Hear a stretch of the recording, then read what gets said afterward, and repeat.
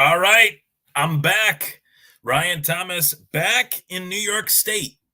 As I took my vacation out to Arizona, I'm back, and boy, do I got a lot to say. Thank you so much for tuning in tonight to the Thomas Take Sports Podcast presented by 26 Shirts. If you're looking to buy a t-shirt that has a fun design representing our Buffalo Bills and the Western New York area and more, and you're looking to spend your money on something that would go to a great cause, buy a shirt at 26shirts.com, simply put, right? So let's get right to it. It has been a bit since I've been on the podcast. This one is coming a little bit later than what we're accustomed to. Of course, this is the Buffalo Bills post-game recap. And for those of you that are accustomed to watching the show on Wednesdays at 8, I apologize for being a little bit late to the show time. Usually I'm on time, 8 o'clock, making my impact at 8, but was a little late on the drive home. A little chilly out there in Buffalo, as we're coming to expect here. And today was a little bit of an adjustment day for me, getting back into the swing of things, the right time zone, West Coast to East Coast. So I appreciate you guys being so good with your time and hopping on here. And as I like to say, fire away some comments in the comment section below, wherever you're tuning in, YouTube, Facebook, wherever it may be, Twitter. I greatly appreciate the support from you guys and gals that represent Bills Mafia. So let's get right to it. Of course, this is a Week 8 recap. The Buffalo Bills recapping the action. The Bills beat the Bucs, and they make some moves in the process. Yes, you're going to hear my take on all things regarding the Buffalo Bills tonight and their recent moves, making the moves, going out and getting a corner, going out and getting a running back, one that I have wanted in Buffalo for quite some time. You go back a few years in the show, you know that I wanted this player. Tidbit there, Leonard Fournette. So definitely going to dive into that and explain my thoughts on all things recently in regards to the Buffalo Bills. So let's start off with the Week 8 recap. The Bills versus the Bucs. The Buffalo Bills hosted the Tampa Bay Buccaneers Thursday night, last Thursday. And that threw off the schedule of the show a little bit, recapped the action the week prior against New England, which was a disaster. And I did not want to really fully dive into that game because it just pissed me off so badly that I couldn't really dive into it as much as I would have liked to, and that was really tough for me to come to grips with that loss, the most recent loss on the Bills record against the New England Patriots. But this one had to be a bounce back effort. And I've said this multiple times, okay? I've said this multiple times to those that have asked me about this game against Tampa Bay, and I'm going to say it tonight. This was a game that the Bills played the game 95% of the time extremely well. And when it comes down to a total team effort, I think this was the big win of the season that showed a total team effort, more than Miami. You could say I'm crazy due to the score of the Miami Dolphins game, in comparison to the score of this Bucs-Bills game. This Bucs-Bills game was 24-18. The score of the Miami game was, 48-20? So you'd look at that and say, wow, the Bills blew out Miami. Why would you compare the two? Well, this was a total team effort. This was a tougher game than what we had thought it would be because these Tampa Bay Buccaneers are not going down and against the Bills. They were not willing to just simply give up. I've talked about this multiple times in weeks prior that you're going to get the best effort possible from a mediocre team against the Buffalo Bills because that team has to play up to the level of the Buffalo Bills. And a lot of these teams that the Bills have played thus far are more than ready, willing, and able to do just that. So that's what we've seen from these Tampa Bay Buccaneers, from teams like the Patriots, teams like the Giants, teams that are not good teams are going to give the Bills their best because they know that the Bills are a good team. They have to. The problem on the flip side of the coin of that is that the Buffalo Bills, in their own right, they play down to that level rather than rising above it. And this was a game that 95 to 97% of this game was great by the Bills. And I'll go to the takeover players of the game, brought to you by Ryan Thomas, of course. Josh Allen played a phenomenal game. It wasn't without a moment of holding my breath, seeing Josh Allen going into the tent, and knowing today that Josh Allen was held out of practice. Now it's a Wednesday practice. Typically, players that are hurt in weeks prior, leading into the next week, they do not practice on Wednesdays. So I'm not concerned that he's going to miss the game on Sunday. He's going to be lined up as the QB1 of the Buffalo Bills, number 17, Buffalo's favorite son, Josh Allen, right? So I'm not worried about that. What I am worried about, in any case, is the Bills playing down to their opponent and keeping their opponent in games that they should put away. And that comes down to coaching. And yeah, takeover players of the game, I put Josh Allen, the Bills O-line, D-line, and yes, Ken Dorsey. But it is kind of a double-edged sword in this game, giving Ken Dorsey praise. I'll give Ken Dorsey praise for quite a few things in this game last Thursday. This Bills offense was far more efficient, to where we saw the supporting cast complement Josh Allen, Khalil Shakir. Big game. Gabe Davis, big game. In the mountains of Sedona, I put Gabe Davis in my lineup. I walked down the mountain, and he's not in my lineup. So would have lost either way, but that really ticked me off about my trip. That's the one thing I wish I could fix about my trip. Other than that, it was a great trip. More on that when the time is necessary, but when that's necessary. But I had to throw that out there. Gabe was supposed to be in my lineup this week. He wasn't, because I put him in my lineup in the mountains, literally. And it saved, but then it didn't. So go figure. If you're ever in Sedona, Arizona, walking up Mount Geronimo, you'll know that you can't set your fantasy lineup. And not walking up it, but walking near it, right? So joke there, but in all seriousness as well. The Bills' O-line and D-line, they were phenomenal. The Bills' offensive line, I thought, looked as good as it's looked in a long time. That could be because Vita Vea was out, and I know that he's a catalyst to this Tampa Bay Buccaneers defensive line. But Buffalo's offensive line, Spencer Brown, he's looked good virtually all season long, and I know a lot of people that I highly respect that were not willing to address Spencer Brown's progress this season thus far, that are not willing to address it. We're not, some have, are not, some haven't. I'm going to go out on a limb and say that Spencer Brown has had his best season yet by far, and we should never doubt the progression of a player year to year to year, especially when that player is young. Give him the time necessary, in that case, Spencer Brown, to show what he's worth and show that he's got a lot to show and prove. And I think Spencer Brown has done that. Great game from him last week. This defensive line has been a revelation since Sean McDermott took over as the defensive coordinator. There's no doubt about it. It seems like this defense is having more fun playing defense than it has in any year that I've seen since Jim Schwartz was the defensive coordinator for the Buffalo Bills. Call me crazy, but what I mean by that, more fun. Guys like AJ Epinesa look revitalized. He has had a phenomenal year. Ed Oliver, easily the best season that he's had in his career. You can't count the week prior. He missed against the Patriots, missed the game, of course, against the Patriots. But this defensive line has looked very, very good. And Von Miller has barely made an impact. So that's something that frustrates me. That's something that has frustrated me in weeks past. I understand he's coming off a very, very gruesome injury, right? Very tough injury. Knowing the money that they're paying him, knowing the impact has been minimal, he's working his way back. I get that.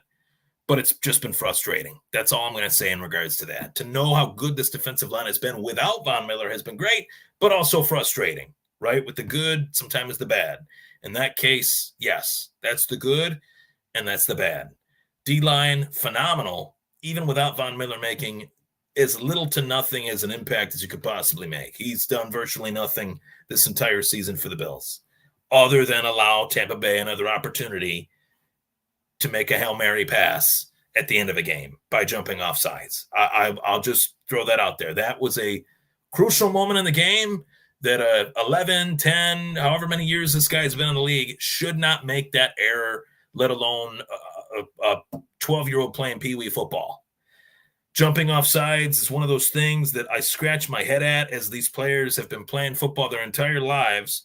All they have to do is look at the ball, wait till it moves, and then move, rather than listening to the snap count and falling victim to that cadence that is brought by a quarterback. I've always scratched my head whenever a player jumps off sides. I never understand it in any NFL game, let alone in that moment, particularly between the Bills and the Bucs. But Ken Dorsey did have a great game plan in this one.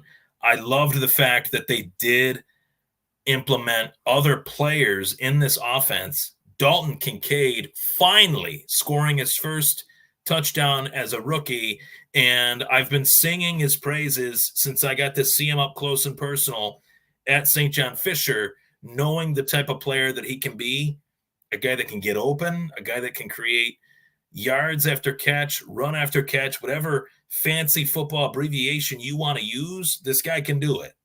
And I think moving forward, he has to be one of the top 3 options in this offense for Josh Allen to throw the ball to, if not top 2, second to Stephon Diggs. This kid can really change the way teams game plan for an offense, and I think he could be as good as a George Kittle or as a Travis Kelce in time, but it might be actually sooner than people think if, in fact, the Buffalo Bills utilize him. And that's really what it comes down to. We can name all these names all we want: Stephon Diggs, Gabe Davis, Dalton Kincaid, Khalil Shakir, Trent Sherfield, and James Cook, and now Leonard Fournette, Latavius Murray. Really good players, guys that I think can make an impact on any given week against any particular opponent. You could have a Rubik's Cube offense that is very tough for an opposing defense to stop. But if you don't utilize these players each and every week, and you utilize the same players each and every week in the same form and fashion, it's really easy for the opposition to be privy to that and to put a stop to that rather quickly. This game plan has to continue to adapt and evolve week to week to week. Different opponent calls for different things. And I think Ken Dorsey has started the process of realizing that. And the question is, should he have realized that sooner? You bet your ass he should have. There's no debating that. He's been in this position for more than a season, right? A season and a half. So, hey, it is what it is. We're here. We're 5-3. Some of these wins have been really ugly. Some of these losses have been even uglier. And as unexpected as any, the Jets, the Jags, and the Patriots, this was a team that was supposed to win the Super Bowl and a year ago, and they didn't. And 1 year later, they're losing to the Jets, Jags, and Patriots, who's to say, 2 of those teams will make the playoffs, let alone all 3 of them. Maybe only one of them will in Jacksonville. That'd be my prediction. But, hey, we'll see in a couple months. But a win is a win. And they held on by the skin of their teeth. They kept the Bucs in this game, and that is the part that really irks me with this Buffalo Bills offense, is that, yes, they do allow the opposition to stay in games far longer than they should. They do allow these teams to hang and be with them step for step when they shouldn't be. They shouldn't be. They should be blowing out these teams. There's moments in games where they need to put their foot on the gas, and they don't. That's the best expression that I can use when summing up Sean McDermott, Ken Dorsey, and company. Put your foot on the gas. Don't let up. if they played every game the way they played the Miami Dolphins, that before mentioned 48-20 win, or 40-28, whatever the score was, I can't even remember. It feels like it was decades ago and it was weeks ago. This team would be tough to stop. So that's my thoughts on week 8 in the books. Bills 5-3, and we go to week 9. I'm here to preview week 9 now, ready to do that because this game deserves an epic preview for what this game represents to both teams at this point in the season and what this game means to the city of Buffalo, to the Buffalo Bills, and of course to number 3, Damar Hamlin. Now, I don't quite know if Damar Hamlin will actually be playing in this game. He's been inactive for quite a few games this season, and to say quite a few, it's been the majority of the games, putting it mildly by saying quite a few. The majority of the games, Damar Hamlin has been inactive, but this game is about a lot more than that. It's about Damar Hamlin, which is the number one, story, but I think Damar Hamlin would even admit that he hopes to make an impact in this one. He hopes to be active for the full circle moment that would provide. As well, this team in the Buffalo Bills, as well as that team in the Cincinnati Bengals, they're as revved up based on the seasons that they've had thus far as they have ever been. The Bills are coming off a win where they showed that, yes, they kept the team in a game, but they closed it. The Cincinnati Bengals are coming off the most impressive win of last week, beating the San Francisco 49ers. And to say this, at this point, through 8 weeks in the season, the Bills and Bengals have been massive underachievers thus far. Statistically, Cincinnati passing has not been nearly as efficient as even the next 20 offenses in the NFL. Buffalo, in their own right, they've had some hiccups. They've lost some games they shouldn't have lost. Bengals, they got off to a really slow start, wondering if Joe Burrow was going to be shut down based on the slow start that they were having and based on the health issues that he had heading into the season. But I think both teams are at a point now where they're facing each other at a point where they're starting to turn things around despite the adversity that they've had, which makes for a very interesting and intriguing game between the game's two best quarterbacks outside of Pat Mahomes and throwing in Lamar Jackson for respect and Justin Herbert for respect. The top three, with all due respect, have been Pat Mahomes, have been Josh Allen, and have been Joe Burrow for the better part of the last 3 years. And anytime two of those guys are going up against one another, out of those three, in any combination, any way you want to put it, I'm tuning in, you're tuning in. People that don't even watch football are going to find a way to tune into this because they know that it's different than any other game. So I can't wait for this game. It's Sunday Night Football. It's the best game that the NFL has to offer, I think, this whole week, coming up week 9. And I truly feel that it's a game that the Bills can win. And I think that the Bills can win it based upon the additions that they've made, based upon the fact that I think that this team is a much more well-balanced team a year later than what it was a year ago, this year as opposed to last year. And maybe, just maybe, the Cincinnati Bengals defense will show a sign of change far more in a matchup like this against a top offense like Buffalo's, where they lost both starting safeties, Jesse Bates, the big name, out of those two safeties, of course. Something I'm keeping my eye on in this one. And I do think this will be a high-scoring affair, despite the fact that Buffalo's defense has been very good, despite the unprecedented amount of losses that this defense has taken, despite Von Miller, once again, not showing really that he's capable of doing much of anything at this point in the season yet. No Trey White, no Matt Milano, no Daquan Jones, and a one-legged, for the lack of a better term, Von Miller. With all due respect, I appreciate the fact that he's out there trying to bounce back, but he is not ready to make an impact on this defense yet. I sincerely hope that changes much, much sooner heading into this week potentially rather than next week. So My score prediction for this one, I'm going 35-28. I think this will be a tit-for-tat touchdown affair between the Buffalo Bills and the Cincinnati Bengals. I would not recommend starting either defense for your fantasy football lineups heading into this one because these are two of the best offenses in the league. They both haven't shown it yet, but I think they will heading into Sunday night. So that's my take on the Week 9 score prediction between the Buffalo Bills and the Cincinnati Bengals. I got the Bills winning at 35-28. Now, the final talking point is the Buffalo Bills trading for Rumar Douglas and signing Leonard Fournette. Now, this was a busy trade deadline. No doubt about it. This was a trade deadline that I thought would be busy, and it was. Among all accounts, Douglas, obviously, Rasul Douglas, I put Rumar, my apologies. Douglas was a player that I thought would potentially be traded. I didn't think he'd come to Buffalo, and I didn't know in particular what Buffalo would trade him for. So my apologies on the name mix-up.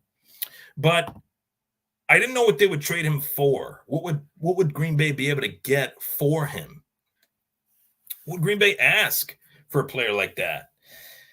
And following other teams, as I like to, and finding out who is available potentially for the Bills or for anybody else to go out and get as I follow the league more than just as much as the Bills, if not more. Rasul Douglas, and I said Rumar. I was like, Rumar? I don't think his name is Rumar. So I changed that. That was my apology. My mistake. Rasul Douglas was a player that I did not expect to get traded for just anything. I knew he wouldn't be a player that Green Bay would part ways with willingly, right? Getting a 5th or 6th or something like that. So Buffalo's trading a 3rd in next year's draft to get Rasul Douglas, as well as a 5th-round pick. So the way that I look at it is Buffalo should have a later pick in the 3rd round. Green Bay should have an earlier pick in the 5th round. So they're essentially moving down a round and a half to acquire a very cheap corner in 2024, one that's a little bit more expensive, $9 million in 2025, to make this team better. And corner was a massive problem for this organization currently, with Trey White being out, with Kaiir Elam, basically being done, I believe, as a Buffalo Bill. If you hadn't watched Brandon Beane's press conference, I think you should. And I think it would allude to the fact that Brandon Beane does not believe that Kaiir Elam is confident enough to take the field. And they will not play a player that is not confident. His name could be Tom Brady. His name could be Joe Montana. His name could be Deion Sanders or Richard Sherman or whatever great corner you can think of.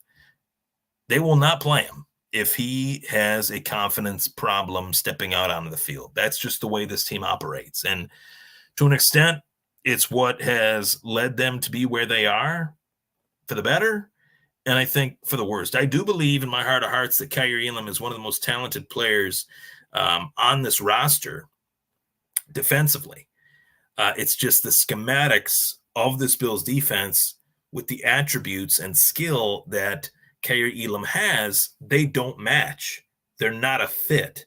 I questioned the fit when they drafted the player, and it's apparent to me that he just does not fit. It's like fitting a square peg in a round hole. It just won't work.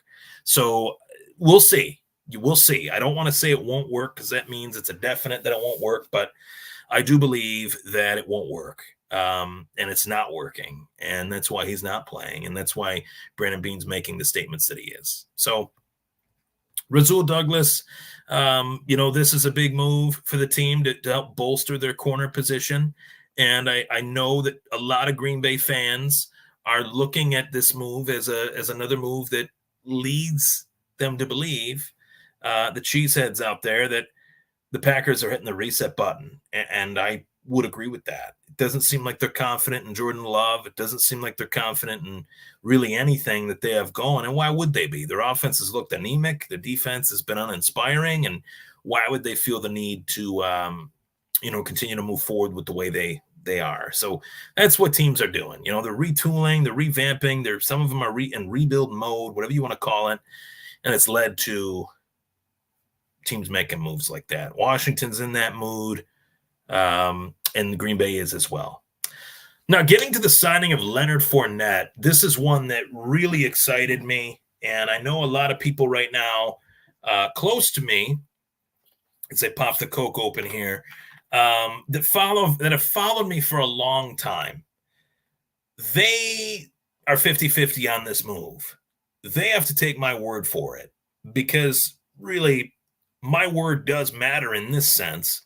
I've followed Leonard Fournette for probably what is the better part of the last 10 years.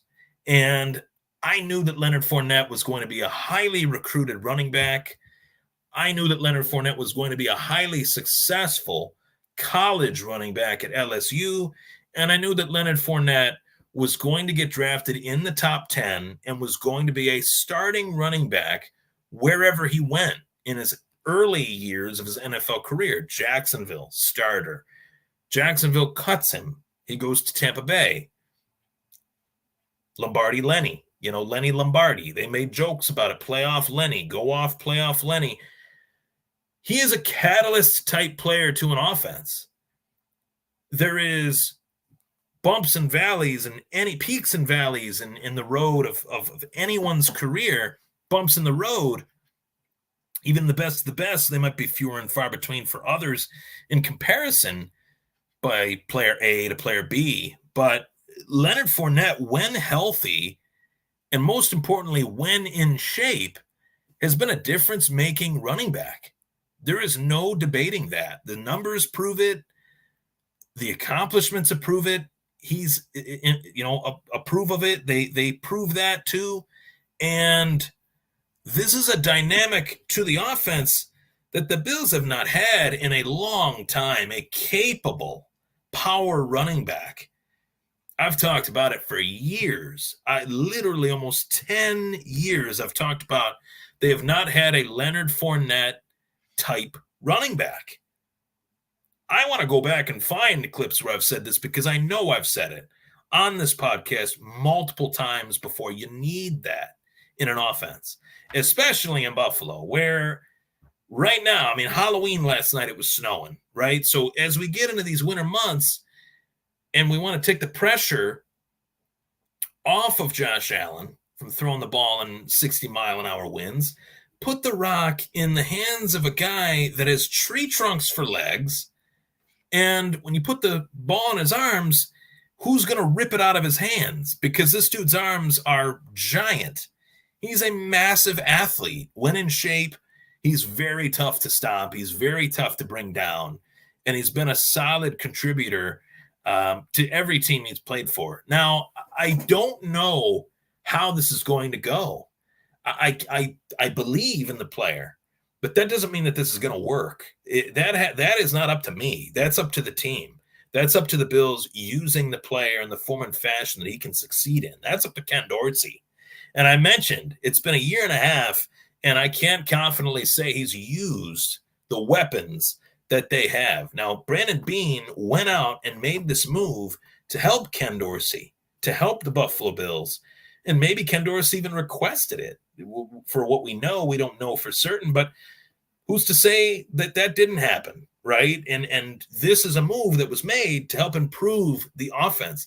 If this does not improve the offense in the form and fashion that I think it can, it's because they didn't use the player.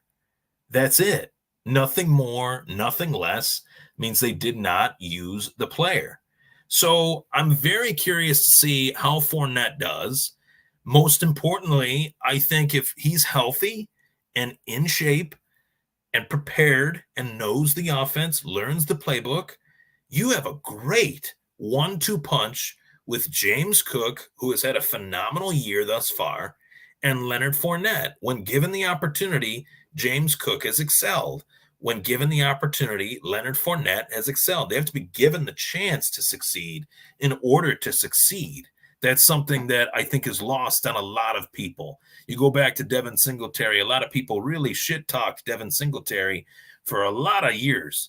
pretty much the whole time he played here. And you look at the production, when given the chance, he produced. So I think that that's something that is worth noting. And I really am excited for this move. It's a low risk, extremely high reward move on both accounts. A third round pick turned into a mid or early fifth for a corner. Okay. A 28-year-old running back that has very little tread or has very little wear and tear on the tires. There's still a lot there. Still some miles on the car that are needed to be used, because at some point another team was going to sign Leonard Fournette. I know it took 8 weeks, but why did it take 8 weeks? Due to the fact that he wasn't in the shape that he needed to be in. So now he's ready, primed. He's on that practice squad. I think he'll be elevated by next week. And I think you got to take it seriously. Once he's on this roster, I don't think this is a negative towards Latavius Murray as well. I get that question a lot these last few days. I've had that question asked to me. What do you think this means for Latavius Murray? It means nothing negative for Latavius Murray. Ken Dorsey's used 3 running backs in a game, and I think he likes that. I think it's an easy way to move the football for him in this offense. And I think their offensive line has actually been much better run blocking this year than what they've been in previous years. I think you could thank Osiris Torrance for that. You could thank the evolution of Spencer Brown, as I mentioned. And, of course, what was the other one that they signed? Connor McGovern. That's another run blocking guard that they have. So I'm excited. I'm not going to lie. I am excited. I hope to see Fournette lined up, within the next week or so, maybe even this week. Who knows? But I'm pumped. I think it's a good move. I like it a lot. I know a lot of Bills fans are going to be very negative towards virtually anything that the team does. I'm willing to be negative or willing to be a detractor when the moment calls for it, but the moment has not called for it yet. So I'm going to just grade the move based on my knowledge of the player. Last I checked, Leonard Fournette's pretty damn good. Every time he's been healthy, every year he's been healthy, he's been productive when given the chance. So I know the Bucs would not have won a Super Bowl without him. And I know that Jacksonville, the years that he was in his prime and young and, ready to take the league over, he was their best player on offense. So, that was then, this is now. Does he need to be that guy? No, he doesn't. And that's another thing that makes this move great. Leonard Fournette doesn't even have to be his best to be productive in this offense. There's so many people that can get the ball. He just needs to be half as good as he was. And he's productive in this offense, in my opinion. So let's go Buffalo. Go Bills. It's good to be back. I'm looking forward to Sunday Night Football. I know you guys are as well. Thank you so much for tuning in to the Thomas Take Sports Podcast. I'm Ryan Thomas. Of course, go Bills. See you next week.